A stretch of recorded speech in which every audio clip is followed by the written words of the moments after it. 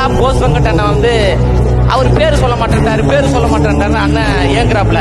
அதனால தலைவர் தளபதி அவர்களே, அடுத்த முறை வாய்ப்பு கிடைக்கின்ற பொழுது எங்களுடைய அரசியல் எதிரி திமுக திமுக திமுக திமுக என்று சொல்லுங்கள். மாண்புமிகு திரு முத்துவேல் கருணாநிதி ஸ்டாலின் அவர்களே, எங்களுடைய கொள்கை எதிரி பிஜேபி பிஜேபி பிஜேபி பிஜேபி என்று சொல்லுங்கள். மாண்புமிகு திரு மோடிஜி அவர்களே, என்னமோ உங்க பேரெல்லாம் சொல்றதுக்கு எங்களுக்கு ஏதோ ஒரு பெரிய பயம் மாதிரியும். ஏஞ்சி தமிழ்நாடு தமிழர்கள்னாலே அலர்ஜி. சென்டர்ல ஆள்றவங்கன்னு சொல்றோம். சென்டர்ல யார் ஆள்றா? காங்கிரஸா? நீங்க தானே கேட்டீங்க, வச்சுக்கோங்க. ஒரே நாடு ஒரே தேர்தல் நீங்க ஸ்டார்ட் பண்ணப்பவே புரிஞ்சிருச்சு பிரதமர் சார். தமிழ்நாட்டில இருந்து வர ஜிஎஸ்டியே கரெக்டா வாங்கிக்கிறீங்க, ஆனா தமிழ்நாட்டுக்கு பட்ஜெட்ல நிதி ஒதுக்க மாட்டேங்கிறீங்க.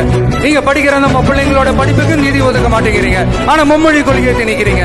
டீலிமிட்டேஷன் என்ற பேர்ல தமிழ்நாட்டோட பார்லிமெண்ட் சீட்ல கேட்க பாக்குறீங்க. தமிழ்நாட்டை கொஞ்சம் கேர்ஃபுல்லா ஹேண்டில் பண்ணுங்க சார். ஏன்னா தமிழ்நாடு பல பேருக்கு தண்ணி காட்டின ஸ்டேட் சார், பார்த்து சார், பார்த்து செய்யுங்க சார்.